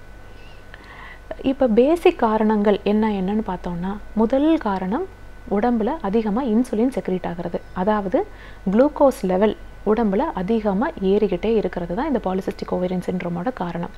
அப்போ நம்ம இதை வந்து சாப்பாடு உணவு முறைகளில் எப்படி நம்ம ட்ரீட் பண்ணலாம், ரெண்டாவது வந்து பார்த்திங்கன்னா எக்ஸசைஸ் மூலயமா எப்படி ட்ரீட் பண்ணலாம், அல்லது மருத்துவர்கிட்ட நீங்கள் போனீங்கன்னா அவங்க உங்களுக்கு என்ன மாதிரி மெடிசன்ஸ் எல்லாம் கொடுப்பாங்க அப்படின்றத பற்றி நம்ம இப்போ கொஞ்சம் கொஞ்சமாக நம்ம இப்போ பார்க்கலாம். முதல்ல நம்ம வந்து இந்த பாலிசிஸ்டிக் ஓவேரியன் டிசீஸை பற்றி இப்போ நம்ம நல்லா புரிஞ்சுக்கிட்டோம். அதனால் இந்த ஸ்கேன் ரிப்போர்ட், ஒரு ரிப்போர்ட் பாலிசிஸ்டிக் ஓவரி அப்படின்னு வந்ததுன்னா நம்ம அதை வந்து பார்த்து பயப்பட தேவையில்லை.